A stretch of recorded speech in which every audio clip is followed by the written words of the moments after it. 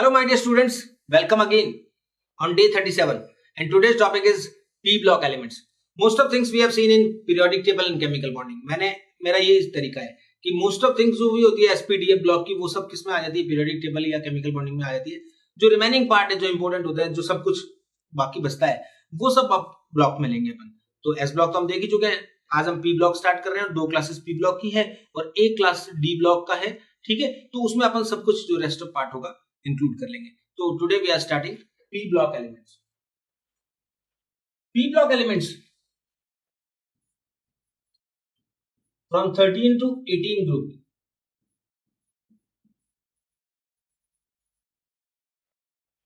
ये होता है सर राइट हैंड साइड में होता है. तो इसमें 13, 14, 15, 16, 17 और 18 ये ग्रुप है. कौन कौन एलिमेंट है इनको तो अपन देखते रहेंगे साथ में. वैसे देखिए, boron family, carbon family, nitrogen family, oxygen family और हेलोजन्स है. और ये यहाँ पर नियॉन आएगा, इससे ऊपर हीलियम आ जाता है.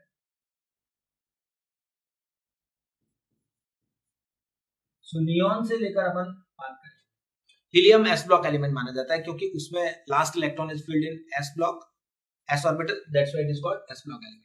तो ये है बच्चों. और इनके कॉन्फ़िगरेशन की बात करें, जनरल कॉन्फ़िगरेशन NH2NP 1 to 6. जैसे 13 ग्रुप की बात करेंगे तो इट इज NH2NP1, राइट. 14 में 15, 16 और लास्ट में आते आते क्या होगा, ये कंप्लीट हो जाएगा NH2NP6. तो नोबल गैसेस का ये कॉन्फ़िगरेशन होता है. दैट्स व्हाई वो इनएक्टिव होती है. नोबल नाम ही तभी है, नोबल गैसेस मतलब जो रिएक्ट नहीं करती है. ठीक है, तो ये सब बातें हैं. इन सब को हम इस चैप्टर में हम पढ़ने वाले हैं. इसमें क्या क्या होता है, ये एक ऐसा ब्लॉक है पी ब्लॉक जिसमें metal, non metals and metalloids सब इंक्लूड है. 30 एलिमेंट्स अभी इसमें माने जाते हैं, राइट. क्योंकि टोटल एलिमेंट्स अभी भी अपने को 1 in 12 आंसर देना होता है, तो उसमें 30 है. अभी एक लास्ट 7th पीरियड जो है वो अभी इनकम्प्लीट है इसमें. तो ये सब बात है. एक तो फर्स्ट पीरियड में कोई पी ब्लॉक एलिमेंट नहीं है, एक 7th में भी नहीं है बस. तो 2nd, 3rd, 4th, 5th, 6th ये 5 है और इनमें each contain 6 elements. That's why 30 elements आते हैं. तो मेटल, नॉन मेटल, मेटलॉइड्स एक ऐसे बना हुआ होता है ना, आप देखा ना ऐसे, जिसमें राइट हैंड साइड सारे नॉन मेटल्स हैं, इधर सारे के सारे क्या है, मेटल्स हैं. तो ये पी ब्लॉक का आइडिया है जो हमें पीरियोडिक टेबल से सब पता है. स्टार्ट करते हैं. Boron family 13 group, boron, aluminium, gallium, indium and thallium. Atomic number की बात करें तो अगर अपन भूल भी जाते हैं तो कम से कम इसका तो याद रहेगा अपने को. एटॉमिक नंबर इसका कितना है, 5. बाद में आपका जो तरीका होता था ये 2, 8, 8, 18, 18, 32 ये डिफरेंस होता है बेसिकली. 0 से फर्स्ट पीरियड का डिफरेंस है 2, तो हीलियम आता है. जैसे मान लो लास्ट नोबल गैसेस में हीलियम के बाद फिर 8 का डिफरेंस हो जाता है, इसमें भी 8 ऐड करना होगा. तो ये कितना होगा, 13. अगेन 8 ऐड करिए, सॉरी 8 सेकंड आगे, तो 8 ऐड किया आपने और उसके बाद 18 ऐड करेंगे तो ये होगा 31, फिर 18 ऐड करेंगे तो ये होगा 49 और फिर 32 ऐड करेंगे तो कितना होगा, 81. ये इनके एटॉमिक नंबर है. आप इन डिफरेंस के बेसिस पे क्या कर सकते हो. बेस्ट वे है कि बोरॉन के लास्ट में जो आएंगे वो कौन सी गैस होगी, नियॉन. इसमें कौन सी गैस होगी, आर्गन. तो नियॉन और आर्गन का जो डिफरेंस है वो डिफरेंस यहाँ पे आपको क्या करना है, मेंटेन करना है बस. उससे आपको हर किसी का भी एटॉमिक नंबर अगर आप भूल भी जाएंगे तो यू कैन गेट. ओके, तो ये चीज है. यहाँ पर कॉन्फ़िगरेशन देखिए, NH2NP1. तो कौन कौन सी ऑक्सीजन स्टेट शो करेगा, +3 एंड +1. ये 2 ऑक्सीजन स्टेट शो करेगा. +3 when all the electrons of outermost shell are removed, and +1 when only p orbital electron is removed, not s. तो ये जो लोअर वैलेंसी होगी, लोअर वैलेंसी जो होगी वो किसकी वजह से होगी, ड्यू टू, एक टॉपिक आएगा इनर्ट पेयर इफेक्ट, इसकी वजह से. इनर्ट पेयर इफेक्ट हमारे क्या काम का है मैं ये बताया था. इनर्ट पेयर इफेक्ट पढ़ने से हमें 3 क्वेश्चन मिलेंगे. उन 3 क्वेश्चन में से कोई एक क्वेश्चन आएगा. वो तीनों क्वेश्चन मैंने आपके लिए लिख दिए, लेकिन ये तभी आएगा बच्चों जब समझ जाएंगे. ये मत सोचिए कि नॉग्निक रटने का होता है। इनर्ट पेयर इफेक्ट आप समझ लेंगे तो आप इजीली उन क्वेश्चंस के आंसर बहुत इजीली आप दे पाएंगे। अभी देखते हैं, तो ये लोअर वैलेंसी जो होगी इनर्ट पेयर की वजह से होगी। और अगर ये देखिए यहाँ लिखा हुआ है स्टेबिलिटी ऑर्डर, तो स्टेबिलिटी जो होती है लोअर स्टेट की जो होती है डाउन द ग्रुप इंक्रीज करती है। एल्यूमिनियम, गैलियम, इंडियम और फाइनली कौन सा है, थैलियम। ऐसे लोअर वैलेंसी की स्टेबिलिटी इधर जाने से इंक्रीज करेगी, क्योंकि इधर जाने से इनर्ट पेयर इफेक्ट क्या हो रहा है, बढ़ रहा है। और फैक्ट तो ये है बच्चों, ये फैक्ट आप अगर याद कर लेंगे तो सारे क्वेश्चन इससे हो जाएंगे। क्या कहेंगे अपन, inert pair effect is mainly applicable for the last element of,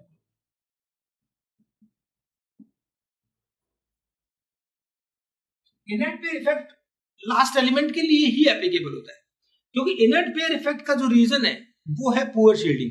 और पुअर शील्डिंग जब ज्यादा एप्लीकेबल होगी जब एफ ब्लॉक एलिमेंट्स आएंगे।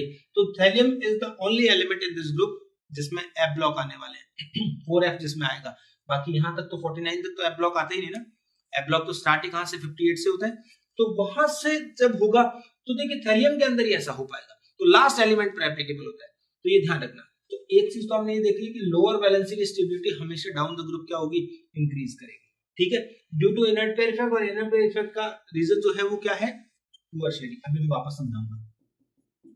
इसी तरह +3 की बात करें तो +3 वैलेंसी जो होती है डाउन द ग्रुप, उसकी स्टेबिलिटी क्या होगी, डिक्रीज करेगी।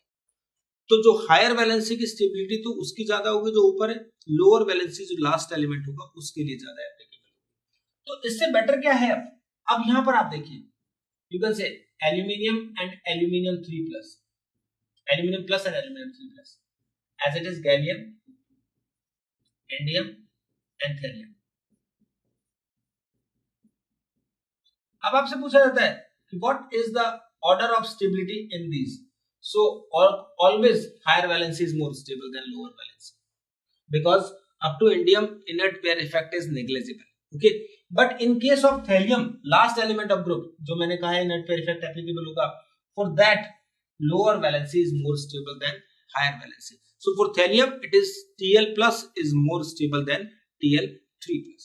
In the same way in 14 group for lead last element is lead Pb, तो +2 Pb2+ is more stable than Pb+4। 14 group में ऐसा होगा। तो ये इनर्ट पेयर इफेक्ट ये होता है, और इसके बेस पे जितनी भी बातें आएंगी, जितने भी क्वेश्चंस आएंगे वो सब हम बनाएंगे। फिर भी मैंने आपको इनर्ट पेयर इफेक्ट को एक्सप्लेन किया। देखिए थैलियम का मैंने कॉन्फ़िगरेशन लिखा जेनॉन दिस वन, तो लास्ट में क्या है 6s2 6p1। जब Tl+ यानी किसका फॉर्मेशन होता है, TlCl, तो ये 1 electron is removed from p orbital, not from s, okay, and then Tl3+, then both the s and p orbital electrons are removed, so TlCl3 is formed। So what we can say, in the formation of in Tl+, or you can say in the formation of TlCl, 2 electrons, or you can say electron pair of 6s do not take part in the bond formation, or you can say show reluctance in bond formation, मतलब वो inactivity show करते हैं। This is called inert pair effect of these two electrons। ठीक है, तो ये part नहीं करते हैं, इसी को inert pair effect लिखते हैं। So what is the reason? It means the attraction on 6s electrons is more, तो attraction किससे ज्यादा होता है, तो यहां पर लिखेंगे due to the poor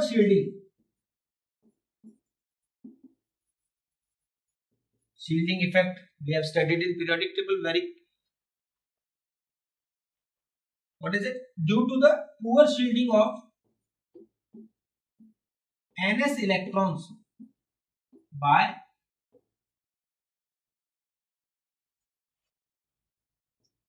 n-2f electrons और you can say inner electrons. तो जो ns इलेक्ट्रॉन्स की शील्डिंग है वो पुअर होगी, प्रॉपर्ली रिपेल नहीं कर पाएंगे, उनको रिपेल नहीं कर पाएंगे तो उन पर लगने वाला अट्रैक्शन ज्यादा लगेगा, they will not participate in the bond formation, that's why plus stable state is also there। Okay तो लास्ट एलिमेंट में ही होता है इनर्ट पेयर इफेक्ट, तो लास्ट के लिए जो लोअर वैलेंसी होगी वो ज्यादा स्टेबल होगी, इतना सा याद रखिए। अब वो तीनों क्वेश्चन बता रहा हूं जो आपको पढ़ने थे। द बेस्ट ऑक्सीडेंट इज, देखिए बच्चों ऑक्सीडेंट रिडक्टेंट सीधा रिडॉक्स में आना चाहिए अपने को। देखिए क्वेश्चन में पूछा है बेस्ट ऑक्सीडेंट इज, तो हमें कौन पता होगा कौन होगा बेस्ट ऑक्सीडेंट, तो हम बात करते हैं व्हाट इज ऑक्सीडेंट। ऑक्सीडेंट कौन होगा best, which can be reduced most easily, वो बेस्ट रिडक्टेंट होगा। किसका सबसे इजीली रिडक्शन हो सकता है, ऑक्सीडेंट वो है जिसका खुद का रिडक्शन होगा, बस इतना ध्यान रखना, नेम का होता है अपोजिट होता है। ऑक्सीडेंट मतलब helps to oxidise others but self reduce. Okay तो रिड्यूस होने के लिए क्या करना पड़ेगा, उसको ऑक्सीजन स्टेट हाई में होना पड़ेगा। यहां देखिए लिखा हुआ TlCl, पहली बार में हटा दीजिए because it is already in +1 state. Reduction कहां से होगा, जब वो कोई +3 स्टेट में होंगे और +3 से +1 में जाने की टेंडेंसी जिसकी सबसे ज्यादा होगी। What does it mean, it means जिसकी +1 स्टेट सबसे ज्यादा स्टेबल होगी। ऑब्वियसली थैलियम के लिए +1 स्टेट ज्यादा स्टेबल होती है।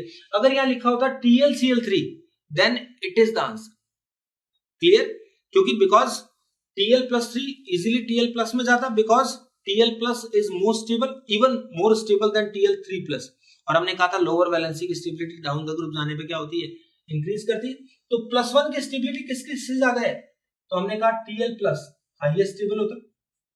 उसके बाद कौन आएगा, indium, then gallium, then aluminium and finally boron. ये ऑर्डर होगा, लोअर वैलेंसी नीचे वाले के एलिमेंट की सबसे ज्यादा होती है। But TlCl3 is not given, that's why एक ऑप्शन तो हट गया, इसको हटा दो। After that +1 stable for indium, most stable +1 state for indium if thallium is not present, then answer is InCl3।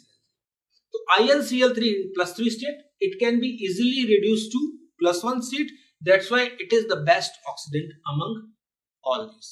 okay यहाँ TlCl3 होता तो वही आंसर होता बच्चों, ठीक है। देखिए अब मैं आपसे चाहूंगा कि आप इसको पॉज करके इस कॉन्सेप्ट से ये अप्लाई करें। The best reductant is, okay reductant वापस बात करते हैं, रिडक्टेंट कौन होगा, which can be oxidized। Concept एकदम स्ट्रॉन्ग रखो, रिडक्टेंट मतलब जो ऑक्सीडाइज हो सकता है। Best reductant which can be most easily oxidized, तो oxidise they are all in +2 state। look, so which of the following has maximum tendency to go into +4 state, so most stable +4 state, so these are actually 14 group elements, no problem, मैंने बताया था +2 +4 है। so Pb +4, Sn+4, germanium +4, silicon +4। तो हम क्या कहेंगे, +4 ऊपर वाले एलिमेंट्स की ज्यादा होती है, तो यहाँ पर कौन सा ऑप्शन हो जाएगा, SiCl, right.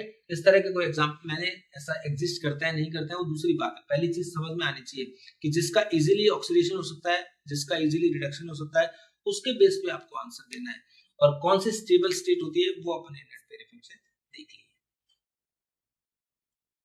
This the process having delta G negative, क्या क्वेश्चन है, मिक्स क्वेश्चन है, मिक्स कॉन्सेप्ट के क्वेश्चन आते हैं, थर्मोडायनेमिक और पी ब्लॉक के इनर्ट पेयर इफेक्ट को मिक्स किया है। तो delta G negative, delta G negative का मतलब क्या होता है बच्चों,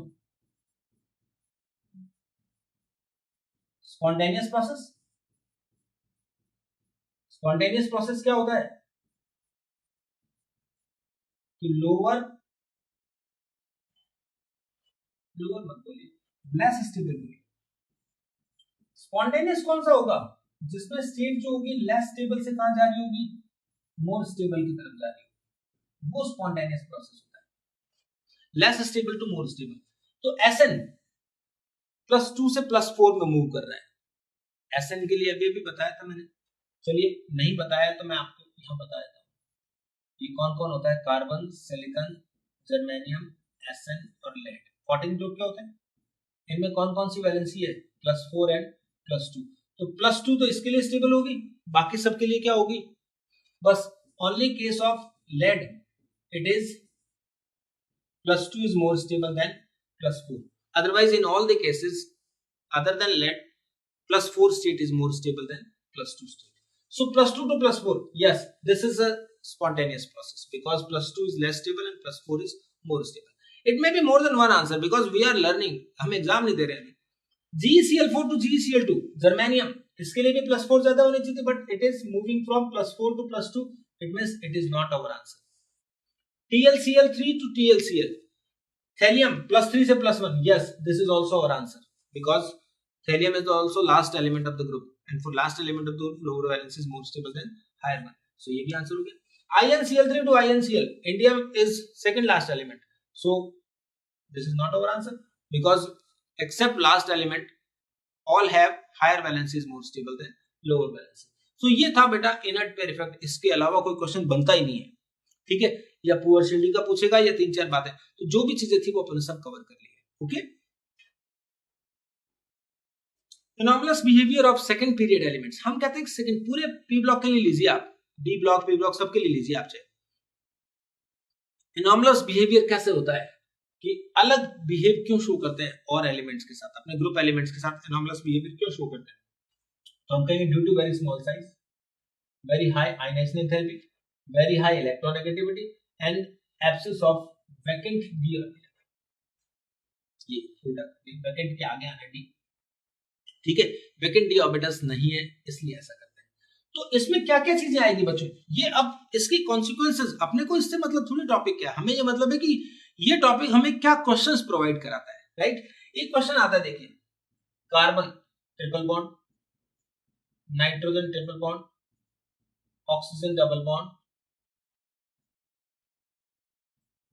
कार्बन कार्बन डबल बॉन्ड, ये सब फिजिबल है, ये सब होते हैं, जबकि हमने नहीं देखा SI ट्रिपल बॉन्ड SI होता है या P ट्रिपल बॉन्ड P होता है, even S double bond S, इस तरह के बॉन्ड हमने नहीं देखे हैं।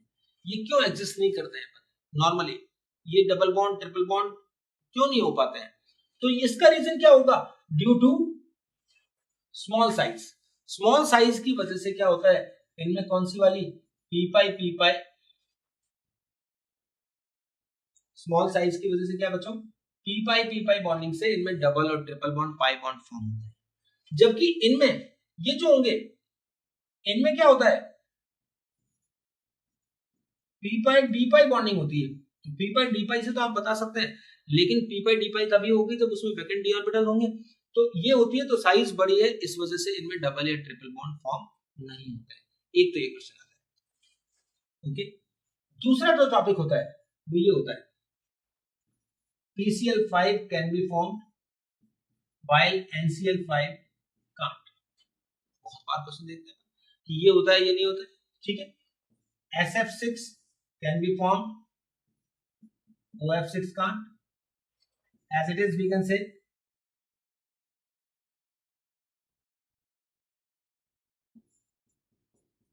SiF6 2- can be formed but CF6 2- can't। Boron के लिए ले लीजिए, aluminium AlF6 3- is okay but BF6 3- is not possible। ये सब अपन केमिकल बॉन्डिंग में देख चुके हैं, ये क्यों नहीं बनते हैं, तो इनमें अपन कहते हैं कि इनके पास क्या नहीं है,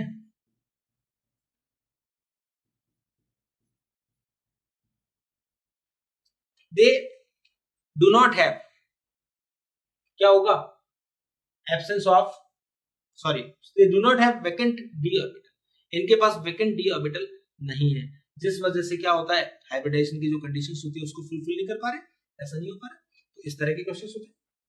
और देखिए इसकी एप्लीकेशन में कुछ और बात करते हैं। थर्ड देखिए, CCl4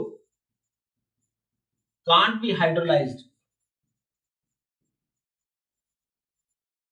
हाइड्रोलिसिस के लिए अपने एक टॉपिक बताया था मैंने आपको कि हाइड्रोलिसिस किसका हो सकता है कि उनमें वैकेंट ऑर्बिटल्स होने जरूरी होते हैं।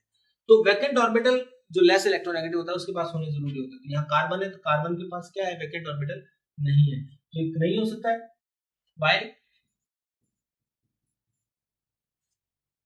SiCl4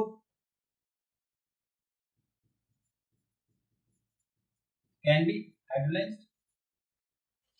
तो SiCl4 में क्या है,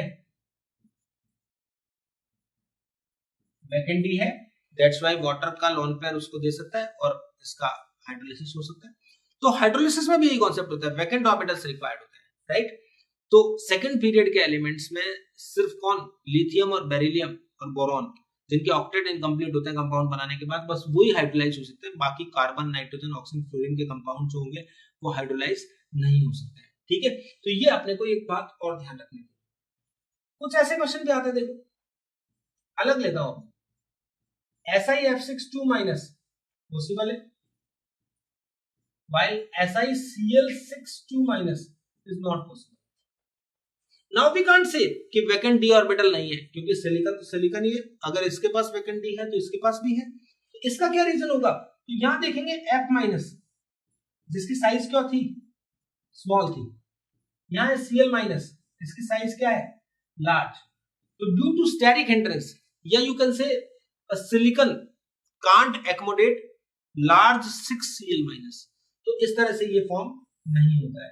जैसे ऐसे ही बात करेंगे तो SCl6 भी क्या होगा, नहीं हो पाएगा। SF6 पॉसिबल होता है, SCl6 पॉसिबल नहीं होता है।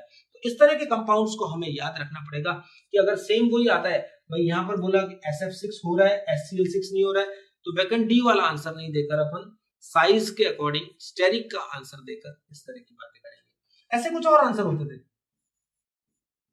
PH5 SS6 ये भी नहीं होते हैं। इनका फिर एक और सेपरेट रीजन होगा, इनमें क्या होगा, हाइड्रोजन है, तो हाइड्रोजन वाले ध्यान दे देना कि d orbitals hybridisation is not possible in case of hydrogen, because energy बहुत ज्यादा डिफरेंस है, एनर्जी ज्यादा रिक्वायर्ड होगी। तो डी ऑर्बिटल वाले हाइब्रिडाइजेशन जैसे sp3d या sp3d2 वाले जो भी एग्जांपल होंगे उनमें H भी नहीं आ सकता है। H स्मॉल साइज तो बहुत है, तो देखिए सब चीजें अलग अलग है। वहां पर हमने कहा वैकेंट डी नहीं है, यहाँ हमने कहा कि लार्ज साइज के तो उसको सराउंड अकोमोडेट नहीं कर सकते, यहाँ पर उसने कहा लो ये लो, फिर आपका वैकेंट डी भी है, साइज भी सबसे छोटी दे दी, तो हम कहेंगे ये हाइब्रिडाइजेशन पॉसिबल नहीं है। तो ये सब बातें अपने को याद रखनी है और एनोमलस बिहेवियर में आपको इनको नोटिस करना है, ओके। अब कुछ ऑर्डर आते हैं, एटॉमिक साइज। एटॉमिक साइज देखिए, बोरॉन, एल्यूमिनियम, गैलियम, इंडियम, तो हम कहते थे गैलियम और एल्यूमिनियम की साइज ऑलमोस्ट क्या होती है, सेम होती है, ठीक है। तो ये साइज क्या हो रही है, इंक्रीज। एक्चुअल ऑर्डर ये है, वैसे तो देखो एल्यूमिनियम के बाद आता है गैलियम, लेकिन एक्चुअल ऑर्डर अगर बात करें साइज का तो ये है। एक आईपी, ये दोनों ऑर्डर बच्चों बहुत इंपॉर्टेंट है। Boron, thallium, gallium, aluminium, indium, ये मैंने क्या लिखा है, ये एक्चुअली आईपी का ऑर्डर है। आपने पीरियोडिक टेबल के बैक एक्सरसाइज में एनसीईआरटी में एक क्वेश्चन देखा था, बोरॉन, एल्यूमिनियम, गैलियम, इंडियम और थैलियम, उन सब की आईपी की वैल्यूज दे रखी है, उन्होंने चेक करना। और ये क्वेश्चन कई बार इस तरह से आता है, ठीक है। हालांकि इसमें गैलियम और एल्यूमिनियम में डिफरेंस 2 का ही है एनर्जी का, एक 77 है, एक 79 है, मतलब समझ गए, लेकिन डिफरेंस तो डिफरेंस है। एक्चुअल पूछेगा तो आपको ये देना, बोरॉन, फिर thallium, gallium, aluminium and then indium, okay. तो आईपी और साइज के ये ऑर्डर रट लेना बच्चों, क्योंकि ये क्वेश्चन मैंने कई बार देखा एग्जाम में, ठीक है। एमपी, बोरॉन, गैलियम, एल्यूमिनियम, ये थोड़ा सा बच्चे उसने गलत लिख दिया, यहाँ पर क्या आएगा, एल्यूमिनियम, यहाँ गैलियम। तो ये साइज बढ़ने के साथ साथ क्या होता जा रहा है, बॉइलिंग पॉइंट क्या होता जाएगा, बढ़ता जाएगा, ठीक है। यहाँ पर थोड़ा इरेगुलर ऑर्डर है, ये ऐसे, तो वैसे रेयर है, बॉइलिंग पॉइंट और मेल्टिंग पॉइंट आते नहीं है। आप साइज और आईपी वाले को ध्यान से पढ़ें। रिड्यूसिंग पावर ये है, एल्यूमिनियम, गैलियम, इंडियम, थैलियम, ये किसी बात पर डिपेंड नहीं करती है, ये तो आप जानते हो किस पे डिपेंड करती है, 1/SRP, directly proportional to 1/SRP, और you can say inversely proportional to SRP। जितना SRP कम होगा, नेगेटिव होगा, उतना ही ज्यादा अच्छी रिड्यूसिंग पावर होगी। Compounds of B are largely covalent, क्यों होता है ऐसा, ये पूछा जाता है, क्योंकि IP1 plus IP2 plus IP3 for boron very high. That's why B+3 बनता नहीं है, तो B+3 फॉर्म नहीं होता है तो वो कौन से बॉन्ड बनाता है, फिर कोवेलेंट बॉन्ड बनाता है, आयनिक कंपाउंड फॉर्म नहीं होता है। एल्यूमिनियम में भी क्या होता है, आयनिक और कोवेलेंट दोनों टाइप के bond. Okay, complete the reactions. Complete the reactions में देखिए बच्चों, सिर्फ रिएक्शन का बताने का नहीं है, कोई टॉपिक छोटी छोटी बातें बतानी है। बोरॉन को नाइट्रोजन के साथ रिएक्शन करता है या इवन NH3 के साथ भी रिएक्ट करता है, तो इससे बच्चों ये बनता है BNN, it is called boron nitride. Boron nitride and the common name is inorganic graphite. तो बेटा ये इसलिए इंपॉर्टेंट है कि अगर कोई पूछे इनऑर्गेनिक ग्रेफाइट इज, तो अपन क्या कहेंगे, BN। और इनऑर्गेनिक ग्रेफाइट है तो BN में सब में हाइब्रिडाइजेशन वगैरह, शेप वगैरह, ज्योमेट्री वगैरह सब ग्रेफाइट लाइक होगी, तो उसमें कौन सा हाइब्रिडाइजेशन माना जाएगा, sp2 हाइब्रिडाइजेशन माना जाएगा। तो boron nitride inorganic graphite. Okay, B+C ये भी एक स्पेशल टाइप का B4C एक कार्बाइड बनता है, it is called boron carbide. क्या यूज है, used to make bulletproof jackets। Bulletproof jackets होते हैं ना जो आर्मी वाले यूज करते हैं या पुलिसमैन यूज करते हैं, ठीक है, तो बुलेटप्रूफ जैकेट है, ठीक है, इसको बना बोरॉन कार्बाइड वेरी हार्ड, इसलिए बुलेटप्रूफ जैकेट बनाने में काम आता है।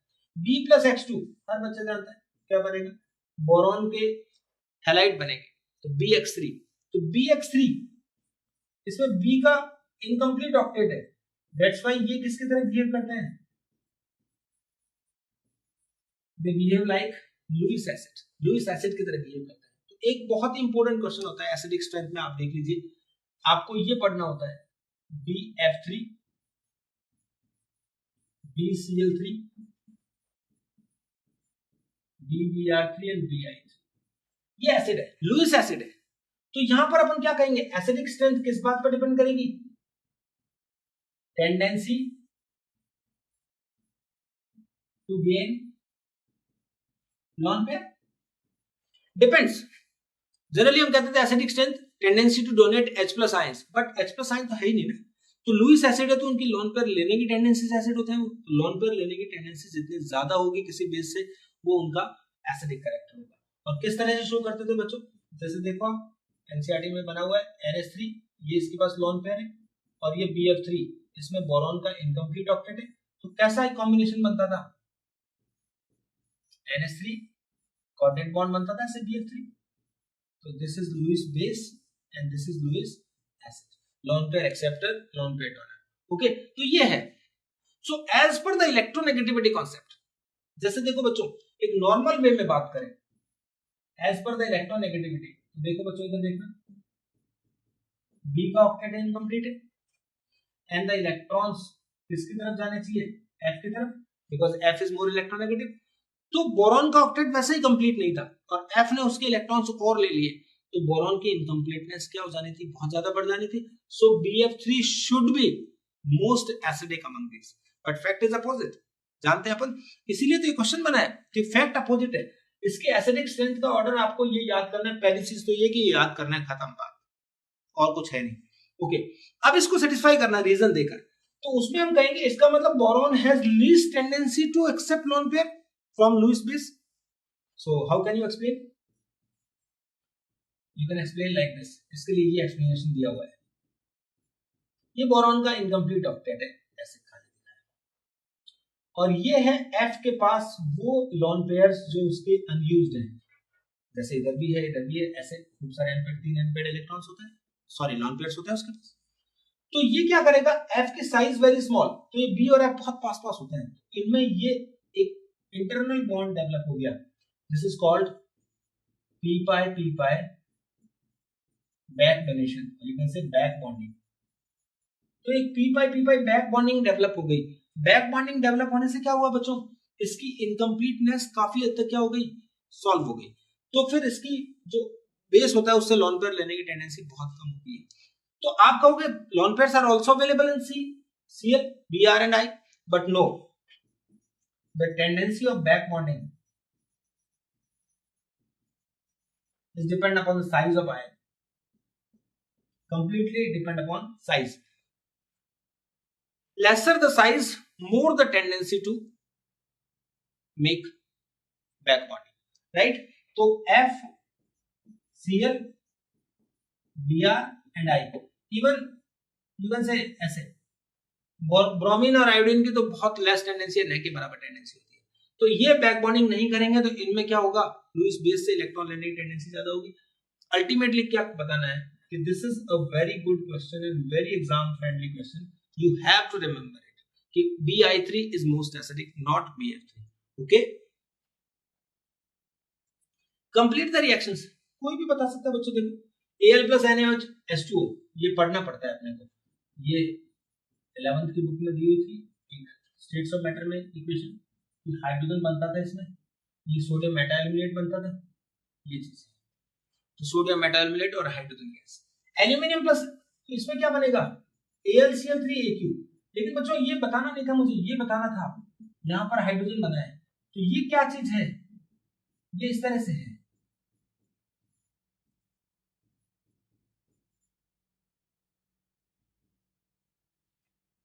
+3Cl-, मतलब AlCl3 को आपको ऐसे बताना है, ये hydrated.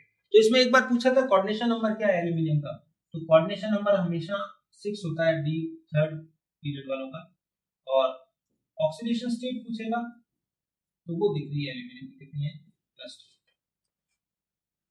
Aluminium plus dilute H2SO4 होता तो वही होता, हाइड्रोजन रिलीज होती, लेकिन यहाँ पर क्या लिया है कंसंट्रेटेड, कंसंट्रेटेड होता है तो क्या बनता है एल्यूमिनियम सल्फेट प्लस SO2, ठीक है। तो यहां पर ये बनता है एल्यूमिनियम प्लस HNO3, यहां पर क्या होता है, ये रिएक्शन नहीं होती है, HNO3 के साथ हाइड्रोजन नहीं देता है, because a protective layer of oxide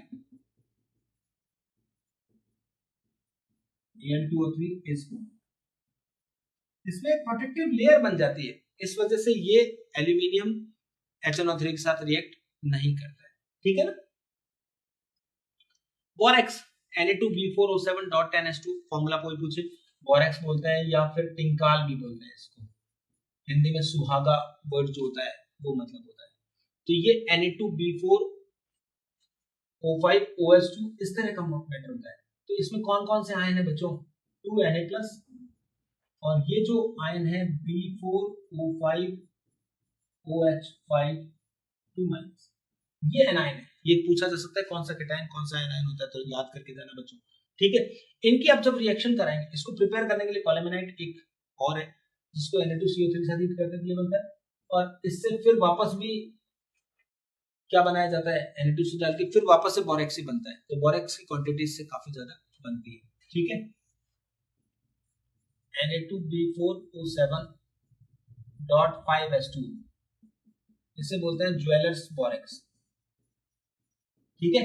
jewellers इसको गोल्ड में कुछ सोल्डिंग वगैरह करने में काम में लेते हैं, ठीक है। ये हो गया। आप देखिए बच्चों एक्वस सॉल्यूशन अब बोरेक्स, तो बोरेक्स को जब आप वाटर के साथ रिएक्ट कराते हैं तो इससे क्या बनता है बच्चों, एक एसिडिक बफर बनता है। एसिडिक बफर में क्या क्या बनेगा, बोरिक एसिड होगा जो वीक एसिड है, और साथ में NaOH बनेगा जो क्या होगा, एक स्ट्रॉन्ग बेस होगा। तो सॉल्यूशन की नेचर तो फाइनली क्या होगी, बेसिक होगी, इसे बोलते कौन सा है, एसिडिक बफर, ठीक है। तो ये एक एसिडिक बफर बना, तो one molecule of borax, one borax molecule या मोल रिक्वायर्स 5 मोल्स ऑफ वाटर, और इसका जब हाइड्रोलिसिस कराया जाता है तो ये जो एसिडिक बफर है, तो वीक एसिड और जो ये H3BO3 NaOH है, तो इसमें एटलीस्ट 5 मोल्स ऑफ आपको ये क्या होते हैं, रिक्वायर्ड होते हैं। तो 5 मोल वाटर चाहिए, 1 मोल बोरेक्स का क्या करने के लिए, हाइड्रोलिसिस करने के लिए, ये ध्यान रखना। देखो हीटिंग इफेक्ट, बोरेक्स को हीट करते हैं तो बोरेक्स को आपने 740 से लेस पे हीट किया है तो ये क्या बनता है Na2B4O7, ये बन गया, इसका सारा वाटर इवेपोरेट। 740 से ज्यादा पे हीट करेंगे तो ग्लासी मटेरियल बनेगा B+C। ये क्या क्या होंगे बी और सी, मैं यहाँ लिख देता हूँ, बी क्या चीज है और सी क्या चीज है। It is a combination of sodium metaborate and boric anhydride, ये बी और सी बन गया, राइट। ये glassy material looks like, okay. जब इसको कोबाल्ट ऑक्साइड के साथ हीट किया जाता है तो ब्लू बीड बनती है, और ये ब्लू बीड क्या बनती है, कोबाल्ट का मेटाबोरेट, तो COBO2 फॉल ट्वाइस, और ये ब्लू बीड होती है। ऐसे अगर आप आयरन और क्रोमियम लेते तो ग्रीन बीड बनती, निकेल और मैग्नीज लेते तो कौन सी बनती, ब्राउन बीड बनती। तो ये बीड के बेस पे सॉर्ट एनालिसिस में हम ड्राई टेस्ट में जैसे फ्लेम टेस्ट करते हो ना, उसी तरह का एक टेस्ट है जिसमें आप एलिमेंट कौन से ग्रुप का है उसका कंफर्मेटरी टेस्ट करने के लिए ये चीज यूज करते हैं, ओके। तो this called borax bead test. Complete the reaction, ये बहुत अच्छी रिएक्शंस हैं। जब बोरेक्स को HCl या H2SO4 के साथ रिएक्ट कराया जाता है तो दोनों ही केस में क्या बनता है, बोरिक एसिड बनता है। बोरिक एसिड को ऐसे भी दिखा सकते हैं, BOH और H3PO3 दोनों तरीके से, प्लस यहाँ पर क्या बन जाएगा NaCl और सल्फेट लिया है सोडियम सल्फेट H2SO4, तो क्या हो जाएगा सोडियम सल्फेट, बैलेंस देख लेना। BCl3 प्लस वाटर, इससे भी क्या होता है H3PO3 बनता है, ठीक है, plus HCl। Bn boron nitrate लिए तो BOH प्लस क्या बन जाएगा इसमें NH3 बनता है, अमोनिया बनता है। एल्यूमिनियम क्लोराइड प्लस वाटर, तो यहां पर क्या बन जाएगा बच्चों, एल्यूमिनियम हाइड्रोक्साइड AlOH, इस तरह से लिख सकते हैं, ठीक है, प्लस HCl। तो ये सारी रिएक्शंस हैं जो कॉमन रिएक्शंस हैं, ज्यादातर आपको आती है। ऑर्थोबोरिक एसिड H3PO3, इसका इस तरह का स्ट्रक्चर होता है कि इसके अंदर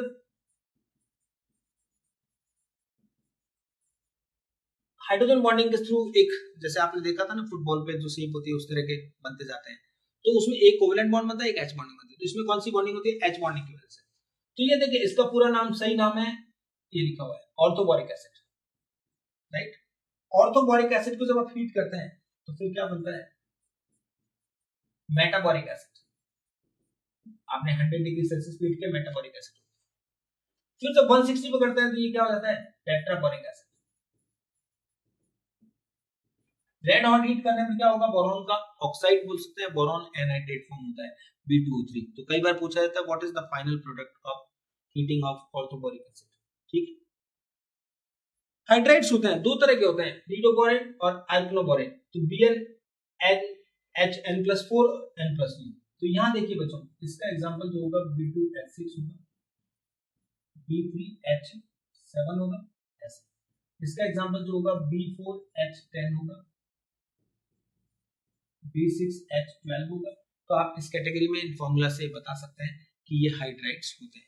तो जनरली देखिए बोरॉन का हाइड्राइड जो होता है BH3 होता है, लेकिन ऑक्टेट इनकम्प्लीट होने की वजह से और लेस स्टेबल होने की वजह से it is found in the form of B2H6। B2H6 अपन क्या बोलते हैं डाइबोरेन के रूप में ये क्या रहता है। तो जब इसमें हाइब्रिडाइजेशन भी पूछा जाता है तो डाइबोरेन में कौन सा हाइब्रिडाइजेशन बताना होता है आपको sp3। इवन BH3 में भी कोई पूछेगा हाइब्रिडाइजेशन कौन सा होता है तो BH3 is also found in the form of B2H6, so hybridisation must be sp3। तो किस तरह की ज्योमेट्री होती है, सबसे पहला क्वेश्चन तो ये होता है कि डाइबोरेन का स्ट्रक्चर कैसा होता है। चलिए प्रिपरेशन देख लेते हैं स्ट्रक्चर नेक्स्ट पेज पे। BF3 प्लस NaH, ये फ्लोराइड को NaH हाइड्राइड से करा रहे हैं तो बोरॉन का हाइड्राइड बन जाएगा और साथ में जो भी था सोडियम उसका फ्लोराइड बन जाएगा। LiLH4 इस बार लिथियम एल्यूमिनियम हाइड्राइड है, बोरॉन का फ्लोराइड है तो बोरॉन का तो हाइड्राइड बन जाएगा और लिथियम का फ्लोराइड और एल्यूमिनियम का fluoride depend on the balances. AlF3 Li है तो LiF। NaBH4 प्लस I2, इससे भी क्या बन जाएगा B2H6 प्लस Na, ठीक है। तो इस तरह से बच्चों क्या होता है ये B2H6 बनाने के कुछ मेथड है। ये लीजिए मैं पिछले पेज पे बोल रहा था, ये डाइबोरेन का स्ट्रक्चर है, ये एक स्पेशल स्ट्रक्चर है, इसमें क्वेश्चन बनते हैं, हमें वो मतलब है। देखो देखो ढूंढते हैं, ये B, ये H, ये H, इस तरह का होता है बच्चों। सभी हाइड्रोजन के पास एक एक इलेक्ट्रॉन होता है और बोरॉन के पास वैलेंस इलेक्ट्रॉन कितने होते हैं? 3, लाइक दिस। तो ये बॉन्डिंग होगी। हाइड्रोजन के साथ वो शेयर करके सिंगल बॉन्ड बनाता है। तो 4 सिंगल बॉन्ड बन गए, देखो ऐसे बच्चों, HHB। ये भी क्या हो गया? HH। नॉर्मल बॉन्ड है, 4 सिंगल बॉन्ड है, जो हम कॉलेज में पढ़ते आते हैं। लेकिन अब देखिए, देयर आर ओनली 2 इलेक्ट्रॉन्स, यहाँ भी 2, 4 इलेक्ट्रॉन है और इतने सारे हैं, तो 2 यहाँ चाहिए, 2 यहाँ चाहिए, 2 यहाँ चाहिए, 8 इलेक्ट्रॉन चाहिए, अभी है 4 ही। तो इसका मतलब क्या है? सबसे पहली बात तो ये होनी चाहिए, it is electron deficient species. यानी B2H6 सबसे पहली बात तो क्या होगी? इलेक्ट्रॉन डेफिशिएंट होता है। इसके पास सिर्फ कितने इलेक्ट्रॉन्स हैं जिससे उसने बॉन्डिंग की है? 12 इलेक्ट्रॉन्स हैं, जबकि कुछ और इलेक्ट्रॉन्स रिक्वायर्ड थे। ठीक है, तो ये एक इमेजिनेशन किया गया है कि ये 2 इलेक्ट्रॉन इन तीनों को होल्ड करते हैं ऐसे, like this. So this is called banana bond, right? ये बनाना बॉन्ड होता है। यहाँ पर अपन इस तरह की बॉन्डिंग दिखाते हैं। ये हाइड्रोजन जो होता है ब्रिज हाइड्रोजन होता है ऐसे। ये बॉन्ड जो होता है थोड़ा स्लाइटली लेस होता है, ये 120 या 122 के आसपास चेक कर लेना, ठीक है? ये बॉन्ड लेंथ भी ज्यादा होगी इस बॉन्ड लेंथ से। ये 133 या पिकोमीटर है, और ये चेक कर लेना, मुझे भी प्रॉपर वैल्यू याद नहीं है, तो उस वैल्यू को आप एनसीईआरटी से जरूर देख लेना। तो ये बॉन्ड एंगल है, ये आपको बताया गया है। तो इसमें ये 4 बॉन्ड बनाए हैं, that's why it is sp3 hybridised. तो what kind of special bonding is there? तो वी कैन से कि देयर आर 2 बनाना बॉन्ड। अब बनाना बॉन्ड लिखा हुआ नहीं आएगा, तो these bond are called 3 center 2 electron bond, because centers are 3, boron, hydrogen and boron, and electrons are only 2, so these are special bonds which are known as 3 center 2 electron bond. तो इस तरह से बच्चों इनको क्या करना है अपने को बता देना है। Complete the reaction. B2H6 को हीट करेंगे, तो बहुत हाई टेम्परेचर हीट करेंगे, रेड हॉट, तो बोरॉन में हाइड्रोजन ब्रेक हो जाएगा। हाइड्रोलिसिस करेंगे बोरॉन का, हाइड्रोलिसिस करेंगे तो क्या होगा? H3BO3 plus hydrogen, boric acid बनते हैं। B2H6 प्लस O2, जैसे कंबशन कराते थे कार्बन के हाइड्रेट के कराने से CO2 वाटर बनता था, बोरॉन का कराएंगे तो बोरॉन का ऑक्साइड प्लस वाटर बन जाएगा, B2O3 plus O2। And this one is very very important reaction. When BH3 heated with NH3, BH3 और B2H6 anything, तो ये बनता है। इसमें आयन भी याद करिए, BH2 NH3 ऑल ट्वाइस, और ये BH4 माइनस, ये आपको आयन भी आपको क्या करना होगा? याद करना पड़ेगा, ठीक है? तो इसमें 2 तरह की बातें होगी। अब आगे आज हीट करोगे तो ये बनेगा B3N3H6 प्लस हाइड्रोजन। तो B3N3H6 it is what? It is called inorganic benzene. वैसे तो इसका नाम है बोरेजीन, बोरेजीन, बोरेजॉल, लेकिन इसका नाम वैसे पॉपुलर जो है वो क्या है? Inorganic benzene. देखो स्ट्रक्चर ऑफ बोरेजीन है, तो B3N3H6 क्या नाम बताया मैंने? It is also known as inorganic benzene. Why it is called inorganic benzene? Because its structure is benzene-like structure. Hybridization is sp2, same 12 sigma and 3 pi bonds. तो similar bond बनाना है अपने को। तो इस बॉन्ड को आप कैसे दिखाएंगे? ये देखिए बच्चों, ये B, ये N, B, N, जैसे बेंजीन में सब कार्बन होते हैं साइक्लिक रिंग में, यहाँ पर क्या है? B और N है ऐसे। तो 3 B और 3 N तीनों है। अब H लगाने बस, तो ये H लगेगा,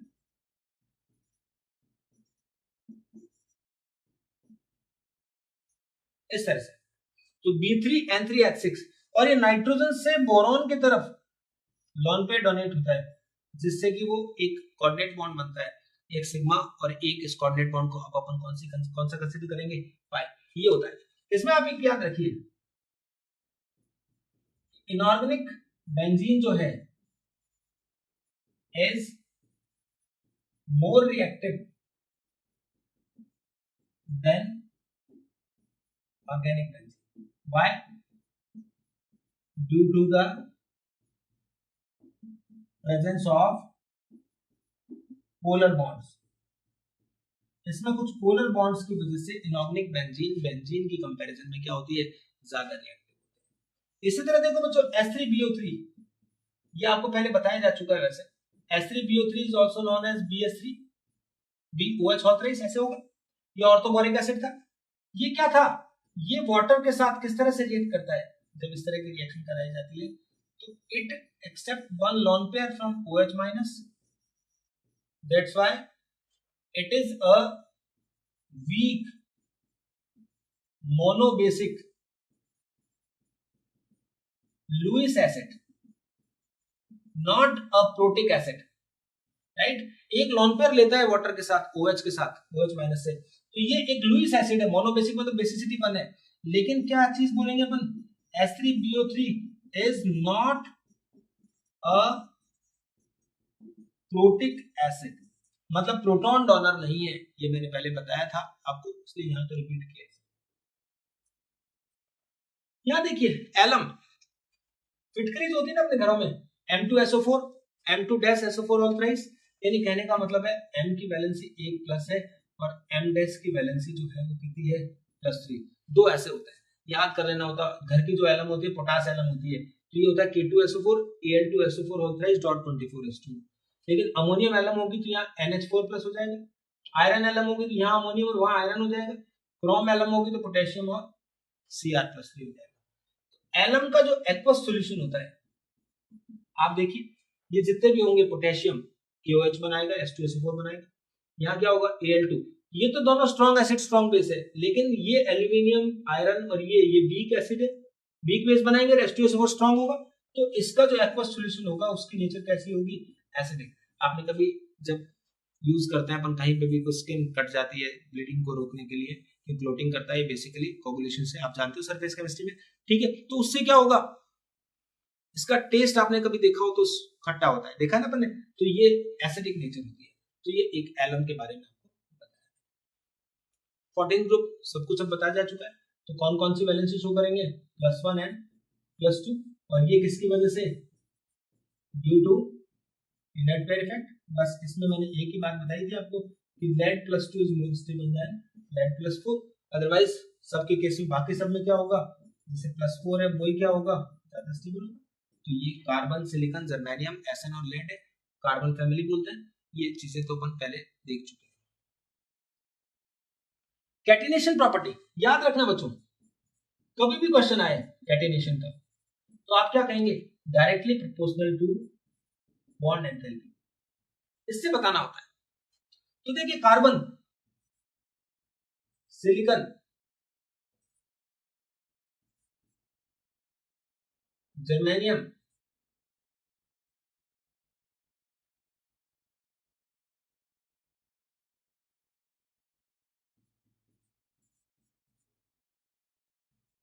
एसएन, लेड, ये कैटिनेशन का ऑर्डर है, because bond enthalpy of carbon carbon single bond is more than that of SN, ये ऐसा होता है। अब लेकिन इस पीरियड से बाहर आते हैं, इस ग्रुप से बाहर आते हैं, 14 ग्रुप के बाद 15 ग्रुप में चलते हैं, तो हम कहते हैं catenation property of phosphorus is more than nitrogen, why, so we can say PP bond जो एंथैल्पी होती है वो किससे, सब पीरियोडिक टेबल में देख चुके हैं, केमिकल बॉन्डिंग में सब देख चुके हैं, तो PP बॉन्ड NN बॉन्ड से क्या होता है, ये बॉन्ड एनर्जी का होता है, ठीक है।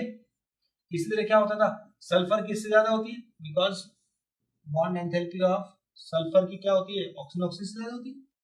ये क्या रीजन था, ये बॉन्ड एंथैल्पी का रीजन था कि इनमें क्या होता है, लोन पेयर रिपल्सन, पूरा डिस्कस कर चुके हैं बॉन्ड लेंथ और बॉन्ड एनर्जी वाले टॉपिक में, तो ये ध्यान रखना, कैटिनेशन प्रॉपर्टी जब किसी की बतानी हो, कैटिनेशन समझ तो गए ना, इतना तो सब जानते हैं ना, सेल्फ लिंकिंग प्रॉपर्टी है, जैसे कार्बन की कार्बन के साथ सिंगल डबल बॉन्ड बनाने की टेंडेंसी जो है बेसिकली सिंगल बॉन्ड से मानी जाती है, तो कैटिनेशन की प्रॉपर्टी जितनी ज्यादा होगी जितना ही ज्यादा क्या होगी, बॉन्ड एनर्जी होगी, ओके।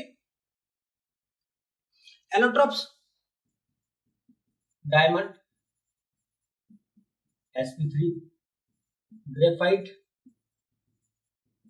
sp2, फुलरेन, sp2, इस तरह से आता है, ये एलोट्रोप्स है। तो बस डायमंड और ग्रेफाइट में क्या है, ग्रेफाइट जो होता है वो कैसा होता है, गुड कंडक्टर होता है, और किसके रूप में यूज आता है, लुब्रिकेंट के रूप में काम करता है। इसमें बहुत स्ट्रॉन्ग बॉन्डिंग होती है तो ये एब्रेसिव होता है, ग्लासेस वगैरह कट करने में उनमें भी काम आता है, तो बहुत मतलब इसमें क्या होता है, 3D नेटवर्क स्ट्रक्चर होता है, राइट। तो इसमें बॉन्ड लेंथ जो है 1.54 एंगस्ट्रॉम होती है कार्बन कार्बन। ग्रेफाइट में जब बात करेंगे तो कार्बन कार्बन बॉन्ड लेंथ जो होती है 1.42 एंगस्ट्रॉम, और एक कार्बन कार्बन की जो एक और बॉन्ड लेंथ होती है वो 3.40 एंगस्ट्रॉम होती है। ये कौन सा वाला बॉन्ड होता है जिसमें एक लेयर दूसरे से जुड़ती है, वो वैन डर वाल बॉन्ड से होती है। और जबकि पहला वाला बॉन्ड कौन सा है, कोवेलेंट बॉन्ड। ये बॉन्ड वीक है तभी तो वो डुप्लीकेट के रूप में काम करते हैं, एक लेयर दूसरे पे स्लिप हो जाती है। ग्रेफाइट को देखिए 1800 डिग्री सेल्सियस और इस टेम्परेचर पे डायमंड में बदल सकता है बस। तो ये जॉब भी बुरा नहीं है, लेकिन इतना टेम्परेचर और प्रेशर क्रिएट करना बड़ा मुश्किल काम है। तो ये डायमंड और ग्रेफाइट के बारे में आपको बस पता होना चाहिए कि कौन सा है। इसमें डायमंड की तरह एक और होता है सिलिकॉन कार्बाइड, उसमें भी आपको sp3 हाइब्रिडाइजेशन बताना होगा, ठीक है, जिसका नाम होगा कार्बोरंडम। कॉमन नेम बोलते हैं Carborundum silicon carbide. Oxides of carbon CO, CO2 और एक और लेना है C3O2, कार्बन सब ऑक्साइड। कार्बन सब ऑक्साइड ये वाला ऐसा स्ट्रक्चर होता है, ठीक है। CO का स्ट्रक्चर आप जानते ही इस तरह का माना जाता है, और CO2 का भी आप जानते हैं। CO एक कैसा है, न्यूट्रल ऑक्साइड है, जबकि बाकी सब ऑक्साइड जो होते हैं वो कैसे होते हैं, एसिडिक होते हैं।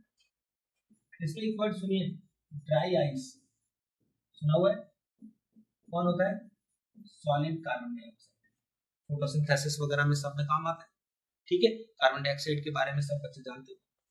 ऐसे CO में जो अपन बातें करें तो CO plus H2, CO plus N2, ये कौन सी गैस है, वाटर गैस।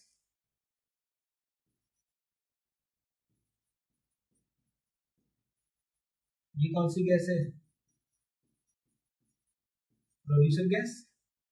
CO का ये क्या होता है, टॉक्सिक इफेक्ट होता है, पॉइजनस होता है बेसिकली। कैसे, क्योंकि जब भी CO के इफेक्ट में आता है अपन बॉडी, तो हीमोग्लोबिन के साथ वो क्या बनाता है, एक कार्बोक्सी हीमोग्लोबिन बनाता है, which is 300 times more stable then oxy haemoglobin. तो बाद में क्या होता है, हार्ट फेलियर हो जाता है, क्लॉटिंग होने से ब्लॉक हो जाता है। तो ये होता है। तो इससे कार्बन मोनोऑक्साइड का जो एक एंटीडोट होता है, कि अगर कार्बन मोनोऑक्साइड से इफेक्ट हो, मान लो रात को अंगीठी जला के सो गए आप, या कोई व्हीकल ऑन करके सो गए, बस ऑन करके बंद करके सब सो गए, तो अंदर कार्बन मोनोऑक्साइड बन जाती है। ऑक्सीजन के खत्म होने के बाद जब ब्लड में जाती है तो कार्बोक्सी हीमोग्लोबिन बनाता है। तो इसका एक, इससे मान लो इफेक्ट हुआ, थोड़ी देर बाद आपको पता लग गया, तो ये 5% CO2 प्लस O2 का एक मिक्सचर होता है जिसे बोलते हैं कार्बोजन, ठीक है। ये क्या करता है, वापस से लाइफ को लौटा सकता है, ठीक है, लेट होने पर फिर इसमें कोई चांसेस नहीं होता है। तो ये सब बातें, कार्बन मोनोऑक्साइड डिटेक्टेंट होता है, कार्बोनिल में काम आता है, सब बातें हमें पता होती है, ओके। कार्बाइड्स, ये टॉपिक एक अच्छा टॉपिक है, इसमें एक क्वेश्चन आने के चांस खूब रहते हैं। ये calcium carbide, aluminium carbide, magnesium carbide, silicon carbide, खूब सारे कार्बाइड है। एक तो ये इंपॉर्टेंट रिएक्शन थी, मेरे को अच्छा लगे तो मैं लिख दिया है। कैल्शियम कार्बाइड को N2 के साथ हीट कराते हैं 100 डिग्री सेल्सियस, CaCN2 और C, इस मिक्सचर को बोलते हैं नाइट्रोलिन। नाइट्रोलिन जो होता है ये किसके रूप में, फर्टिलाइजर के रूप में काम में आता है, राइट, फर्टिलाइजर के रूप में यूज आता है। अब कैल्शियम कार्बाइड, एल्यूमिनियम कार्बाइड और मैग्नीशियम कार्बाइड, ये तीन कार्बाइड है, जिसमें से देखिए कैटेगरी बनाते हैं अपन। कैटेगरी में देखिए बच्चों, सबसे पहले है CaC2। जब इसकी वाटर से रिएक्शन कराते हैं तो क्या बनता है, एक क्वेश्चन आएगा, एल्यूमिनियम कार्बाइड है, इसकी वाटर से रिएक्शन कराएंगे तो क्या बनेगा। और लास्ट एग्जांपल है Mg2C3, इसकी हाइड्रोलिसिस करेंगे तो क्या बनेगा। ये आप ऑर्गेनिक केमिस्ट्री में पढ़ते हो, कैल्शियम कार्बाइड आपने रट रखा होता है कि एसिटिलीन बनेगा, ऐसे मीथेन बनेगा ऐसे, लेकिन याद नहीं हो तो कैसे करेंगे। तो कैल्शियम कार्बाइड में आपको ये पूछा जाए कि कौन सा कार्बाइड आयन है, तो आप कैसे पता करेंगे। तो बच्चों देखो Ca, इसमें कौन सा आयन है, Ca2 प्लस, और बच्चों ये है C2 माइनस, तभी तो 2 कैंसिल होकर, ऐसे नहीं है कि Ca पे +2 C पे -1 है, -1 थोड़ी होता है कुछ भी, C2 माइनस है, तो C2 माइनस है, तो इस पे वाटर का 2H प्लस इसके साथ जाएंगे, और इसके साथ 2H प्लस जाकर क्या बनाएंगे, C2H2, ये एसिटिलीन बनाएंगे, that's why it is called acetylide, ठीक है। एल्यूमिनियम कार्बाइड है, अब एल्यूमिनियम कार्बाइड में जब आप ये बात करेंगे तो C कौन सा होगा, सॉरी सी पर कितना चार्ज आएगा 4 माइनस, और एल्यूमिनियम पे क्या आएगा 3 प्लस। तो सी 4 माइनस, तो अब कितने H प्लस रिक्वायर्ड है 4, तो 4 H प्लस मिलकर ये क्या बनाता है मीथेन बनाता है। ऐसे ही मैग्नीशियम कार्बाइड है, तो इसको क्या बोलते हैं मेथेनाइट बोलते हैं, और ये एलिलाइड है। तो इसमें क्या होगा मैग्नीशियम पे तो वैलेंसी अपने को पता होती है, तो यहाँ पर C3 पे 4 माइनस है, तो C3 4 माइनस, 4 माइनस के लिए फिर 4 H प्लस चाहिए, तो C3H4 यानी ये प्रोपाइन बनता है, C3H4 ये वाला होता है प्रोपाइन। तो कौन कौन से कार्बाइड होते हैं ये देखना है, ये सब आयनिक कार्बाइड्स है, ठीक है। इसी तरह कुछ क्या होंगे, जैसे सिलिकॉन कार्बाइड है, ये एक ऐसा एग्जांपल है, ये कोवेलेंट कार्बाइड का एग्जांपल है। जैसे बोरॉन वाला होता है कार्बाइड, ये भी कैसा है कोवेलेंट कार्बाइड है। और कुछ इंटरस्टिशियल कार्बाइड भी होते हैं, ठीक है, जिनमें क्या होगा एलिमेंट्स होंगे, उनको जब हीट करेंगे कार्बन के साथ तो carbon trapped into the interstices of that, because ज्यादा स्पेस होता है। तो freon and ozone layer, freon पहले बता चुका हूं, क्लोरोफ्लोरोकार्बन, ये होता है CFCl3, जैसे CF2Cl2 ऐसे। तो ये क्या होती थी पहले रेफ्रिजरेशन में काम आती थी, एयर कंडीशनिंग में काम आती थी। तो ये ओजोन लेयर को क्या कर रही है नुकसान पहुंचा रही है। ओजोन के साथ इसके जो फ्री रेडिकल्स बनेंगे, वो फ्री रेडिकल ओजोन को किसमें बदलते हैं O2 में, और ओजोन लेयर खत्म हो रही है, जिससे कि ओजोन अंटार्कटिक रीजन में आया ना, लेयर में एक होल हो गया, जिसकी वजह से फ्रियोन को अब बैन कर दिया गया है। तो क्लोरोफ्लोरोकार्बन है, बनाना मैंने अग्नि को बता दिया था। सिलिकॉन्स होते हैं, which of the following can form a silicon dimer. Silicones क्या होते हैं, सिलिकॉन में देखिए बच्चों डाइमर बनाना है, सिलिकॉन होते हैं SiO इसके ये पॉलीमर्स होते हैं। SiO पॉलीमर्स को अपन क्या बोलते हैं सिलिकॉन्स बोलते हैं। तो सिलिकॉन किसी भी तरीके से बन सकता है। अब ये पूछा है कि कौन सा डाइमर बनाता है, कौन पॉलीमर बनाता है लीनियर, कौन एक क्रॉस लिंकिंग, तो ये क्वेश्चन है। तो इसमें बच्चों देखिए डाइमर जो बनाएगा वो ये बनाएगा, ये आंसर है। तो मैं आपको इसका दिखाता हूं, R3SiCl, इसका जब हाइड्रोलिसिस किया जाएगा तो क्या बनेगा R3SiOH, ये बन जाएगा R3SiOH। लुक इस तरह से होगा, यहाँ OH है और दूसरा मॉलिक्यूल भी यही होगा, और इसको जब हीट करेंगे तो इससे वाटर रिमूव हो गया, तो SiO और इनके तीनों तरफ क्या होंगे R R R, यहाँ पर भी क्या होंगे तीनों तरफ R, और कोई पॉसिबिलिटी नहीं है। तो सिर्फ क्या बनेगा एक सिलिकॉन डाइमर बनेगा। लेकिन जब RSiCl3 लेंगे और R2SiCl2 लेंगे तब भी क्या होगा वो भी मैं दिखा देता हूँ। सेकंड एग्जांपल देखो, R2SiCl2 लिया आपने, इसका हाइड्रोलिसिस करेंगे तो 2 वाटर मॉलिक्यूल्स काम होंगे, R2SiOH2 हो जाएगा। तो बच्चों अब देखो OH2 हो गया, तो इस तरह की बॉन्डिंग हो जाएगी,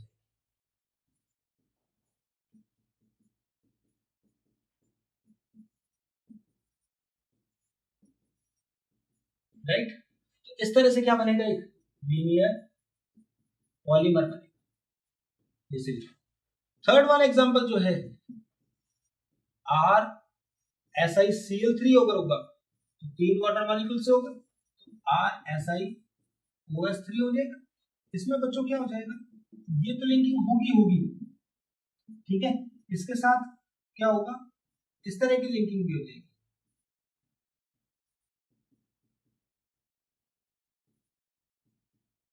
लाइक दिस। तो ये कौन सा हो गया क्रॉस लिंकिंग। सीलन लीकेज वगैरह रोकने में और कई पॉलीमर के रूप में बहुत स्ट्रॉन्ग बॉन्डिंग होती है, तो सिलिकॉन काम में, ठीक है। ये कुछ बताया सिलिकेट्स, इसमें कॉमन आयन पूछ लेते हैं कौन सा आयन है। तो ऑर्थोसिलिकेट में क्या होता है SiCl SiO4, इस तरह से टेट्राहेड्रल शेप है, इस तरह से और इस तरह के, राइट। ये क्या होगा पायरोसिलिकेट, 2 SiO4 यूनिट में से वाटर निकाल दो तो ये बनेगा, तो इसमें इस तरह का हो जाएगा, ये तो O- है ही सब, इस तरह की बॉन्डिंग रहेगी पायरोसिलिकेट। साइक्लिक सिलिकेट में SiO3 2n माइनस कर दो या 2 ऊपर माइनस है नीचे n, ये बेराइल इसका एग्जांपल है B3L2Si6। चेन सिलिकेट में भी ये यूनिट होती है। 3D सिलिकेट्स होता है क्वार्ट्ज, फेल्डस्पार, जियोलाइट वगैरह। तो जियोलाइट आप जानते हो सेम सिलेक्टिव कैटलिस्ट है, इसको अपन सरफेस केमिस्ट्री में आपको पूरा बता दूंगा इसको। और वैसे अपन ने पहले परम्यूटेटिव पढ़ा भी है। ये सोडियम और एल्यूमिनियम का क्या होता है, सिलिकेट्स होते हैं। तो ये ZSN5 एक एग्जांपल भी है जो अल्कोहल में बदलता है हाइड्रोकार्बन्स को गैसोलीन में। ये रिएक्शन जो होती है एसिड, ये ब्लड बफर रिएक्शन में काम आता है, H2CO3 और HCO3। इसको पूछे कौन सा होता है तो ये बताना। ओके, 15th ग्रुप में कौन कौन आएंगे, नाइट्रोजन, फास्फोरस, आर्सेनिक, एंटीमनी और बिस्मिथ। ठीक, तो ये 14th ग्रुप की बातें थी। इसके बाद देखिए बच्चों, ये कुछ फॉलोअप क्वेश्चंस हैं जो मैंने आपके लिए इसके लिए लिए, तो आप इनको चेक कर लीजिए। Which of the among is not a boron, ये बताना है। ये कुछ एक वर्ड प्रॉब्लम का क्वेश्चन बनाया है मैंने आपके लिए। और +1 ऑक्सीजन स्टेट किसके लिए क्या होगी, राइट। और बोरिक एसिड के बारे में कुछ बात है, एक ये क्वेश्चन है, how can this reaction made to proceed in forward reaction. तो ये देखिए NaOH बोरिक एसिड का क्या हो रहा है, इसके साथ स्ट्रॉन्ग बेस के साथ टाइट्रेट करें, बहुत वीक एसिड है, तो इसके लिए हमेशा क्या होता है, ग्लिसरॉल या कुछ ऐसे रिएजेंट चाहिए होते हैं जो इनिशिएट करते हैं। तो फॉरवर्ड में चलाने के लिए आपको cis-1,2-डायोल वाला जो एग्जांपल है, ये वाला काम इसका आंसर होगा। तो ये टॉपिक आपको याद कर लेना, एक बार क्वेश्चन आया हुआ था तो थोड़ा इररिलेवेंट था, लेकिन मैंने आपके लिए ले लिया है ताकि आप इसको फायदा उठा पाए। ठीक है, तो नेक्स्ट क्लास में पी ब्लॉक में अपन 15, 16, 17 और 18 ग्रुप की कुछ बातें हैं उनको करेंगे।